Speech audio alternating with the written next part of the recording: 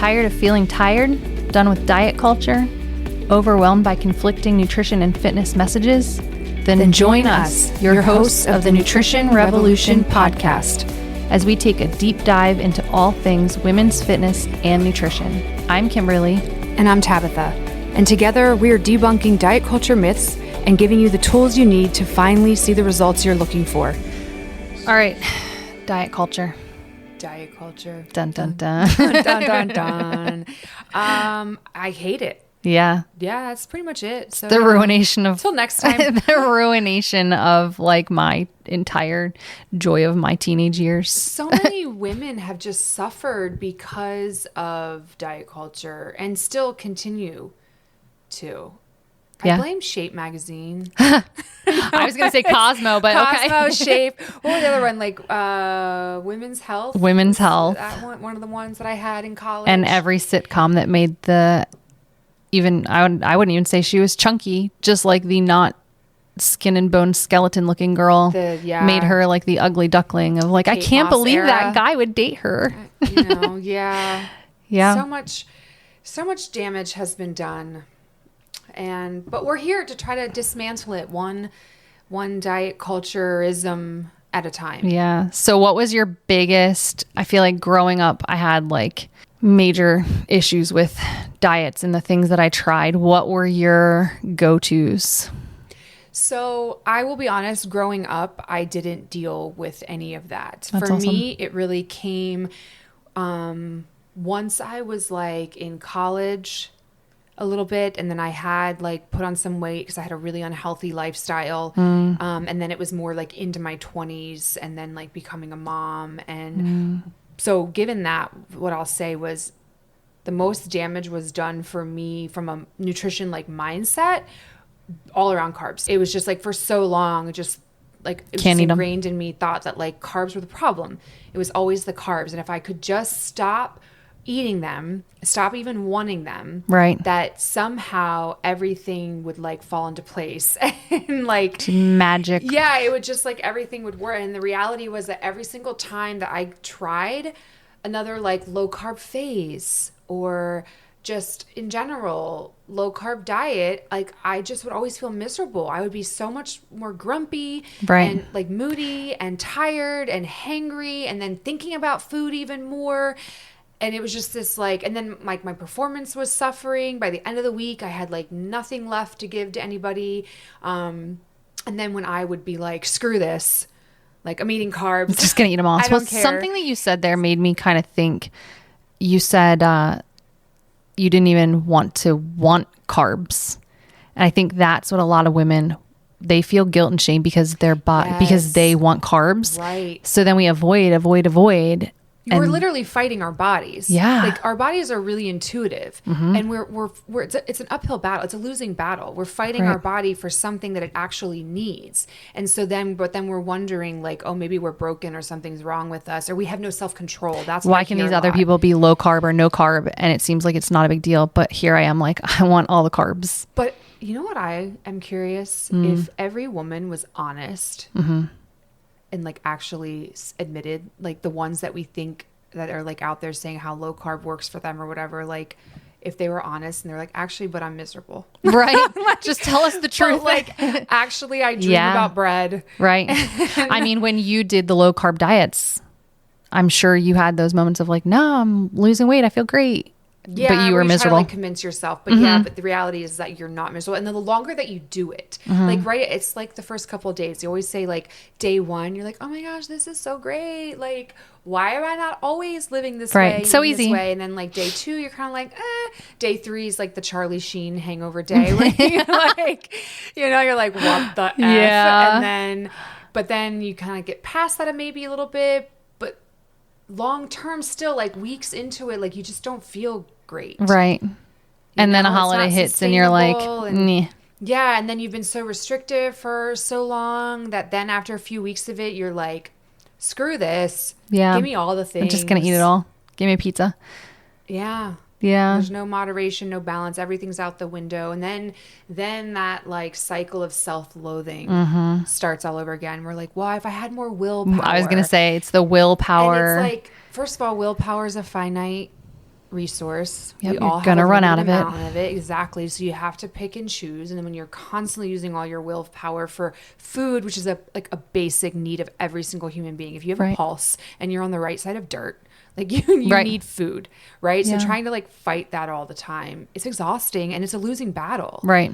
But then it feeds into that like negative self-talk loop and self-deprecation of, if I had more willpower, if I was better or stronger, or, Yeah.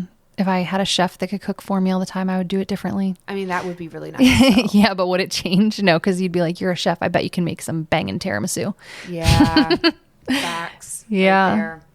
Yeah, I think for me, I grew up I was just embedded in diet culture. Like it was Okay. just constant slim fast. Was and that from like like my mom's example, or, mom, like- yeah, my mom was always really tiny. We kind of talked about this before, and like she was tiny and she knew that I didn't like my body. So she was doing everything she could to help me. And so she was probably reading Shape magazine and, right. and hearing like, oh, this lady at church did Atkins, so let's do this. And I remember, gosh, I had so many.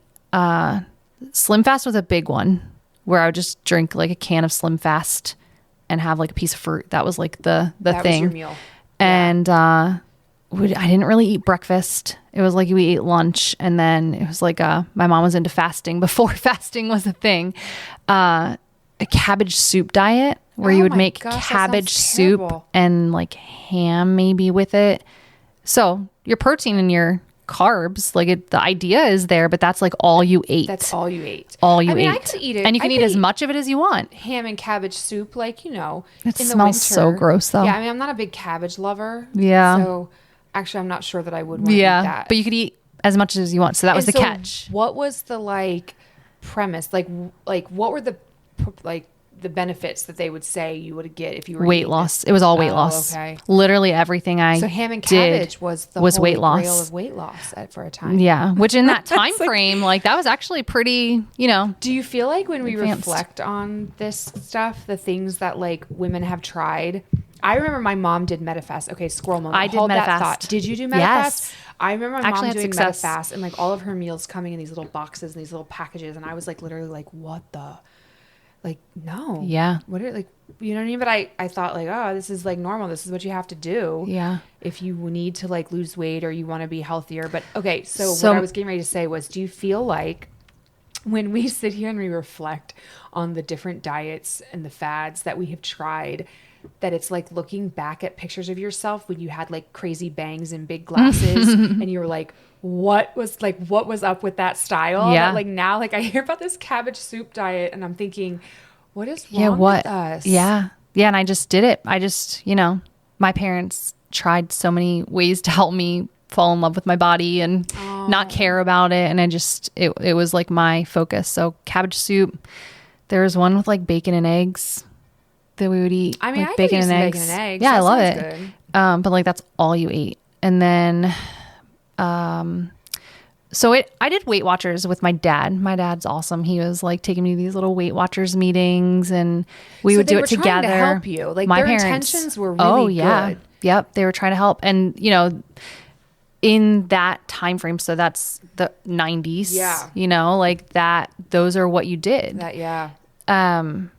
Weight Watchers, I think, was good. So what I was going to say is like all those quick fix diets of like, I can't eat cabbage soup for the rest of my life. I can't only eat bacon and eggs for the rest of my life. If Slim Fast were to go out of business, I can't just do that. What's going to happen if I can't get my cans of Slim Fast? So it was inconsistent. So it was yo-yo dieting, right? So this is where we get I can do this for like a month. It's not working. Let me try something else. The change was my dad and I did Weight Watchers together, and we would go to this little church and we would take our little booklets and we would like do our little weigh-ins, and he would lose a lot of weight because men just lose weight better. Totally different, and then I would yeah. either gain weight or lose weight. And the difference with that is my dad and I did it for quite a while, and we both had results with it. But the change wasn't necessarily what I was eating. It was the consistency of tracking my food and paying attention, being more mindful. So Weight Watchers actually worked for me for a while. And I did that up until I went away to college. And then when I went to college, it was just like, I'm surviving college. So, I quit doing it. And in college was when I got really like disordered eating. And when I entered college at a size 14, and when I left college, I was like a size 10 was kind of big on me, and I lost a lot of weight for our wedding. Like it was a whole thing. And that was just disordered eating, not eating enough at all. And then, we got married and put on weight and jobs and all of that stuff. And the last diet thing I tried was MetaFast. Okay. And I did it with a friend of mine. She had to lose weight quickly for a surgery. She was like, I don't want to do it. It's going to be so hard. And I was like, well, I'll do it with you. I'll try it. So I ordered the stuff just to support her and lost like 20 pounds. But again, it was these packaged meals, and it was so scary and dangerous because you're eating less than 1,200 calories. You're not even allowed to work out when you're on it. Like they tell you, do not work out during these first couple things. And I think MetaFast has since gone out of business. Oh, shocking. Because of the things. Look up the lawsuits for MetaFast. I won't go into all of this. And now it is called Optavia. So it still exists. It's just a different thing. Rebranded. Yeah. And so you have to eat all of these foods that they package and portion for you, shakes and bars and meals. And then I think the idea is like that they're eventually going to teach you how to build a plate and eat good meals, but it just... Yeah, but then they can't sell that in a package. Right. So where's once the you start, long-term money making for Optavia? So as soon as you stop it, you gain all that weight back. Right. Unless you learned how to make those changes. So I think that for me, when I look at diet culture, it could literally be anything. It could be paleo. It could be, a lot of these keto, whatever, all of them could be diet culture things. I agree with you 100%. Because you're going to do it for a little bit and then you're going to stop it and then you're going to do it for a little bit. So I don't want to necessarily demonize all of these programs because some of them, they all have the right mindset. They all have the right... They want to help. Right. I agree with you. The intentions are good. But what did I say? Like the pathway to hell is paved with good intentions. Right. It's true. Oh gosh, it's so true. So I think that for me, breaking diet culture has to be about changing your lifestyle in a way. And this is my big thing is that I tell my clients and I tell myself and because sometimes I'll still look at stuff and be like, oh, I wonder if that works. Like, let's talk about semaglutides, right? Like, yeah, like maybe if I could lick a little bit of an Ozempic pill, right? You have to stop looking for quick fixes. Yeah. And so breaking diet culture for me is you need to find something that works for your body in a way that and you don't have to think about weight loss anymore. Right. Like when I eat now, I don't usually think about weight loss. I just think about this is what my body wants. This is what I know works for me. And it is now a lifestyle that it is just natural. I wake up, I eat some protein, I eat some carbs, I do my workout. For lunch, I eat some protein and carbs and fats. And then for dinner, the same thing. I don't really snack that much anymore unless I want to. Like it's just... the way that I eat now. You're fueling your body better. And I'm happy. It needs it, and it's not coming shipped to you in a little box or something that you're having to count all the time. Yeah. Yeah, I agree with you. I think at the root of diet culture, when we say diet culture, we're talking about anything that's the quick fix. That's the anything that's not sustainable, right? That you're not going to be able to do for your entire life, right? And I think that like keto, Atkins, South Beats, MetaFast, Optavia, Herbalife, Ozempic. What other diets are we missing? Paleo. Did I say keto? Keto, paleo. All of those, like you have to. Primal. Realistically, are you going to be able to eat that way, live that way for the rest of your life? And the answer is no. So for me, if we want to sit here and like. Our listeners, like, why you're listening to this, why does this matter? If you are someone that is stuck in that cycle and struggling with that, we're here to tell you, instead of looking for that next fix or that next 6 week, 8 week, whatever, start looking at whole foods nutrition, at real food, about learning how to eat to give your body what it needs in a way that is balanced and moderated and sustainable for the rest of your life. And that's when you'll see the true lasting change that you're searching for. Yeah. Because I think that when you think about what your body needs, right? So we can talk about calories. Our body needs calories. I feel like that's another diet culture thing, is the calories in, calories out.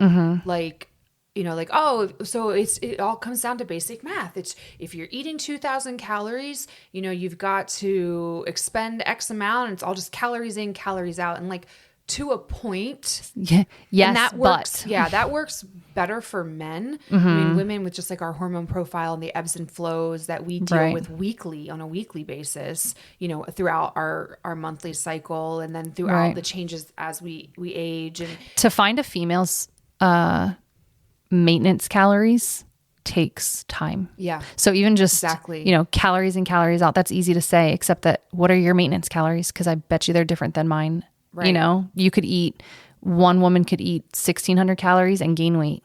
So you kind of have to see where your maintenance calories are to figure even calories in, calories out. So that takes work. But back to what you were saying is like, if you just start eating whole foods, you're going to see changes, and you're able to eat whole foods the rest of your life. And so I think that, and it's a lot cheaper. It can be cheaper. See, that's another myth I feel like, is that people are like, I remember when I switched to my paleo diet, the first grocery shopping trip, I was like, oh my gosh, this is so expensive. But then what happened is we look over time. My husband loves to look at our finances, and he uses these little apps and things to like see. What we realized is over time we were spending more at the grocery store, but we weren't eating out at restaurants. So we didn't have to tip. We didn't have to pay, you know, $100 for one night out. It was going into our grocery budget. So I always tell people like, yeah, it's expensive at the grocery store, but over time it's not as expensive because you're not buying a bunch of extra snacks. You're not buying a bunch of extra little treats here and there. Every time you're in a grocery store or at a convenience store, you're not buying a drink and a candy bar. You know, it does actually balance out. So for the first trips, might be expensive. Well, fast food's expensive too, though. I mean, I guess even you've got like the dollar menu. That's not, but like I can't get out of Chick-fil-A under like $45 with my kids. Yeah.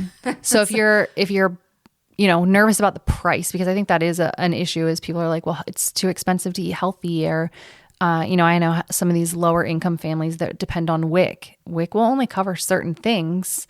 So I get it's expensive, but there are ways to do it, and it can overall become cheaper. Well, and I think too, one of the things that has helped me at the grocery store is always having like a list and a set plan of meals. So sitting down, meal planning, like this is what we're going to need for these meals. These are the ingredients that I need, and getting in and out of the grocery store with that set list versus like just going in mindlessly and grabbing whatever is going to help you kind of stay on track and then stay on a budget as well. And leave your family at home.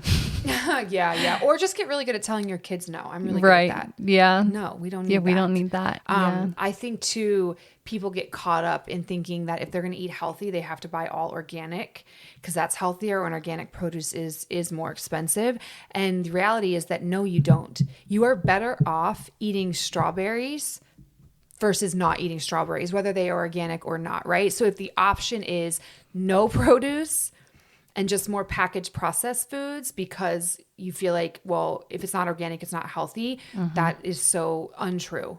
And yeah, I would love just that you said that. to like buy the produce, organic or not organic, because it is better for you. Yeah, I think that you have to start somewhere. Exactly. So I think that these giant overhauls, and I think that's what diet culture kind of does, right? It makes us overhaul everything. So if I started, complicates everything too. It makes it seem like health and wellness is this too hard. Unobtainable mystic creature like unicorns and mermaids. Like it's out there. We think it's out there. It's out there somewhere. It's got to be right. But like looking for it, we're just not gonna. Yeah, you need all these expensive supplements. You need all these crazy diets and resets and everything to obtain it. And the reality is no. I think I've said this before, but like my husband always has joked about follow the Jesus diet. Like, if it's from the earth, if it was like made here on earth, grows then on earth, then like eat that, like whole foods, unprocessed, you know, back in the day type eat. It's the most sustainable diet that you can have. Sustainable, and then like as much as possible, right? Like obviously there's going to be times when you have to go through the drive-through. You're going to eat out, like, but well, it's So I think that's one of those things with diet culture is that when you are on a diet, when I did paleo, and I love paleo, like I still pretty much, I'm like a 90% paleo person, which is just whole foods. If you don't know what paleo is, it's just whole foods and no dairy or gluten or whatever. But anyway, when you are on these diets, I think there's a lot of guilt and shame because what if I'm going on vacation and then you eat something that's not necessarily deemed that diet, and then you have guilt and shame because you feel bad that you couldn't stick to your diet on vacation. So I think the problem with diet culture is that it's all labeled. You have to, do these things the way they say so to do rules. These things. And you can't, you can't have, if you're on like, one of the packaged food ones, you have to eat their packaged food. And then you feel guilty for going out to eat and having a steak, which is ridiculous. So I think that the diet culture makes you, one, think you have to overhaul your life and only have the things that they're telling you to have. So there's no freedom. Yeah. And then if you veer from it, you feel like a failure. You're wrong. So then you're feeding into that shame cycle of like, oh, I wasn't successful at this. I failed. And that's actually a conversation that I have with clients a lot of the times that are like, they will say like, I tried this, or I'm trying this specific thing and I can't do it. So I'm failing. And I'm like, that is it's causing more harm than good versus if you instead try to look at establishing just a healthier lifestyle that you can sustain even on your worst of days, that is going to serve you so much more than any other type of like program or quick fix or quote diet. Like stop saying to yourself, I'm going on a diet, and start telling yourself, I'm going to establish a healthier lifestyle. Yeah. And that's where you're going to find that long-term success. Now it's going to be a lot slower of a burn. Yeah. Than, going on some sort of 6-week belly fat blasting protocol that's like 48-hour Hollywood fixed drink. Yes. Oh my gosh. Like a juice cleanse or something like bone broth only for 2 meals a day for 3 weeks. Or I don't, like it's a much slower burn. I mean, it requires just more consistency and more mindset changes, but that's really where the money is. It's the transformative. Yeah, it's transformative, and that's where you're going to find the true and lasting results that you want and the food freedom that you want. And I think sometimes when we say food freedom, I know people think that just means like, oh, you can just like eat whatever you want, whenever you want. And like, no, food freedom means that you're not scared of food, that you understand and you know what nutrients your body needs and how to build a healthy plate to feel good, to look good, to have the energy you need. And you can do that in a way for the rest of your life while still being able to enjoy your life and going on vacation and being able to eat without issue and going to a dinner out or a birthday party or a family celebration, holiday, whatever. And it's not like completely undoing everything because you've learned how to moderate, you've learned how to balance, you've learned how to build a healthy plate and healthy, sustainable habits and cultivated a nutrition positive mindset. Yeah, I think that's what pulled me out of and got me away from diet culture, because I was that person that I thought all food was bad for me. And the reason that I couldn't lose weight is because, I sniffed a chocolate chip cookie. To eat food. Right. I was just so afraid of food, but I feel like a lot of people are, I feel like a lot of people are afraid of food and they think that any food is going to make them gain weight. And I think what shifted for me was that I realized I actually could eat food and still feel good. And actually, I would argue and say feel better. Feel better. Doing the crazy stuff. Yeah. And I think that my focus when it came to food and my focus, most of my whole life was food is there as a weight loss tool. And all I thought about with food was weight loss. And then what happened was when I started eating whole foods and I started feeling like, and we've talked about this, I got off medication, I felt better, I felt healthy, I felt strong, I had energy. I realized that the food I was eating was no longer a weight loss tool, it was a health tool. And I healed my body with eating real food consistently for, that was 14, 15 years ago when we Wow. shifted. And I feel better now than I did when I was 21. You know, That's amazing. Good for you. Yeah. And it just, you know, it's the But you power were of willing consistency to put in and the work. And then right. you just said the power of consistency. Like I literally just had a conversation with someone recently and they were saying how like they try healthier habits for a little while and they have success. Positive things happen. And I'm not even just talking about on the scale, like energy levels, feeling good, all Right. that. Positive things happen. And then like life happens and then they kind of get off the bus, the wagon, Right. whatever you want to say. And then things backslide and they're back to not eating as healthy, not having good sleep hygiene, not making their health and everything a priority.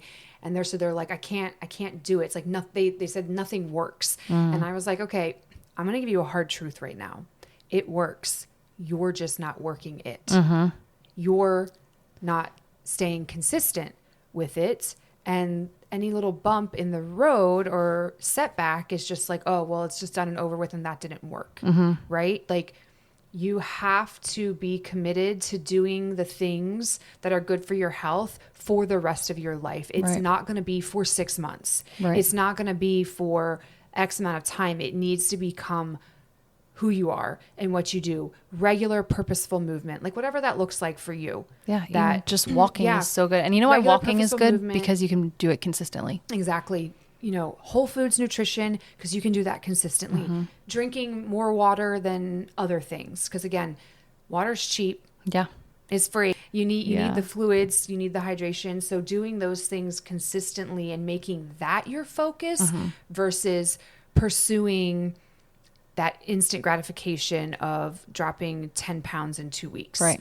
Or some sort of like overhaul reset and constantly staying stuck in that cycle where you're like, here I am. Okay, I'm back to needing to do a 7-day cleanse or I don't know, whatever else crazy stuff's out there, but just Yeah.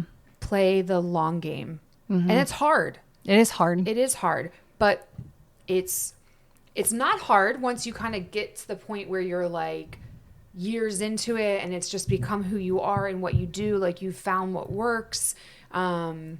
You feeling better than ever. You're seeing the results that you want. Yeah. It's a lot harder to live with shame and guilt and fear and waking up every day and hating your body and hating everything about how you feel, being sluggish. Like that's harder. That's hard. Than changing your diet. Being sick in your 40s and no energy and Yeah. that's hard. Yeah. You gotta choose your hard. Yeah, you do. And I think that, you know, certain things have their place, but yo-yo dieting, bouncing back and forth between One trying fad to all the these next. different things because you haven't found what works for you yet And I will is, say like Ozempic's the new fad. yeah. These Yeah. GLP ones. There's I think we can have really good conversations I can. in I think future we need to episodes on have- Ozempic yeah. because I don't think that Ozempic is like you should never do it. I think it has its place. I think with I agree anything, with you know, actually. even, you know, some of these shakes and meal plan, you know, meal they to go can things. plug in the gaps. Yeah. They can be Yeah. used as If gap you're busy on the fillers. go, grab a shake or grab Yeah. whatever. Just the same way Agreed. I would say like grab a burger, or, you know, Chick-fil-A or whatever. Just don't make the shake You should be breakfast spending and lunch every day for a 6-week period Right. with the end goal of health. That's not chasing Right. health. You should be making the bulk of your meals at home, whole foods, and you don't even have to be a chef. Like you can literally, anyone can scramble some eggs and throw some bacon in a air fryer. Like you don't have to be a chef to do this, but the bulk of your food to be consistent with eating a whole foods lifestyle, the bulk of your food should be at home, real foods with real ingredients, not these, you know, quick grab things. Those have their place for when you're busy so that you can stay consistent. And, you know, fed is best, but it's your responsibility to make choices that make your body feel better. And then it's also, you know, your responsibility to break that diet culture in yourself and find That ways mentality. to be consistent with one thing for a long time. And when I say a long time, I'm saying like 2 years of like, try it, not just 3 weeks, 12 weeks. You know, what is it? The Whole30. Yeah. Great for if you need something to help you enter into this lifestyle. They have a lot of meal plans, shopping guides, food lists, and resources. So if you're trying to get into eating more whole foods, it's a great place to start. but you can't only eat their food list forever. Right. So you have to find a way that, can I eat whole foods the bulk of the time, but also when I go to Vegas, I want to live it up and have some drinks and eat some food, things I wouldn't normally have.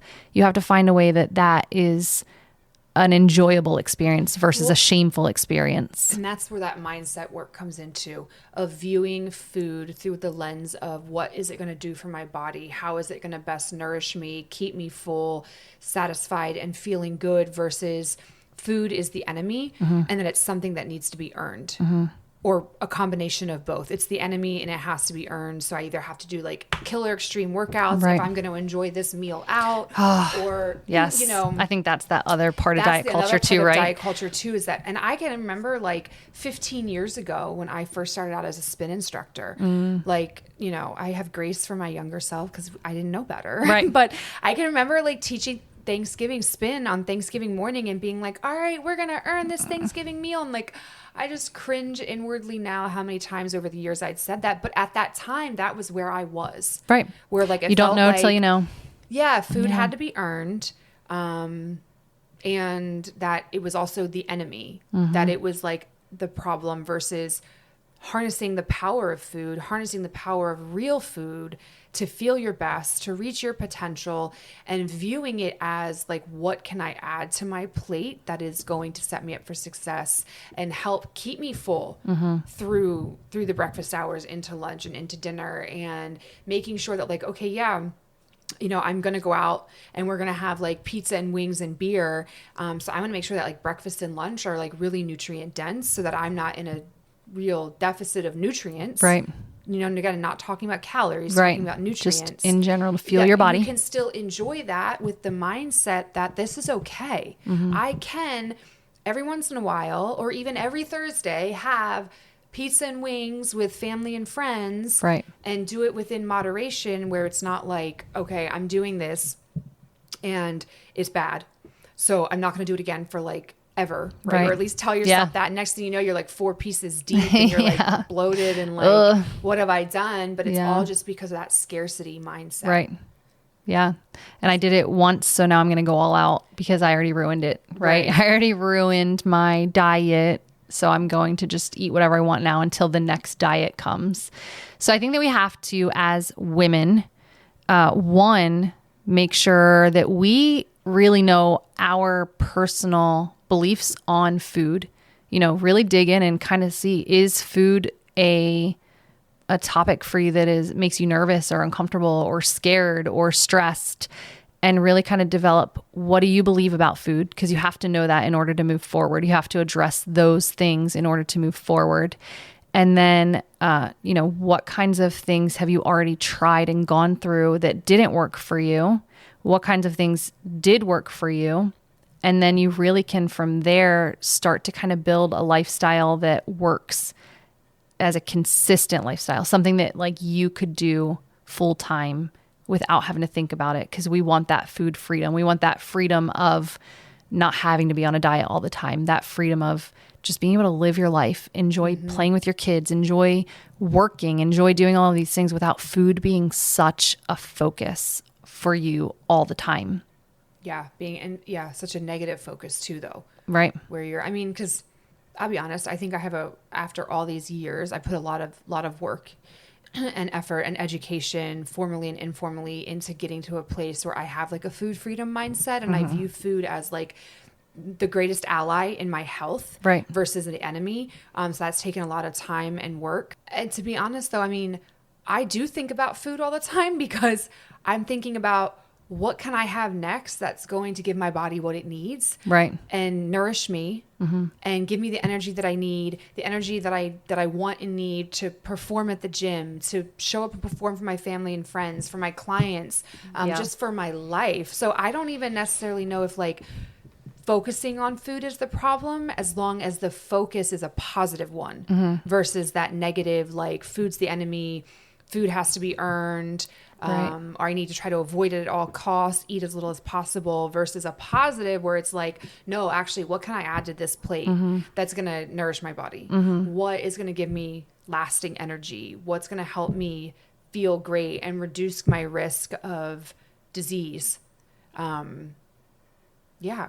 So I think focusing on that with your food is part of breaking up with diet culture and working on that mindset. And it takes time and effort and a lot of work. Yeah. But I think that once you do break up with diet culture, it's so healing. It's very rewarding, very worth the work. And that's where, like, education, I'm such a big believer that knowledge is power. And when you know better, you can do better. And so if you are someone that is really stuck in the trenches of diet culture and you feel like it's just constantly, like what Kimberly has said, the yo-yoing and back and forth, like, that may be a really good reason right there, not fully understanding human metabolism and how nutrition works in your body, how nutrients work in your body and what their purpose is, to go out and look for someone to help you, to teach you, not just someone's 6-week program to help you drop 10 pounds quick. Right.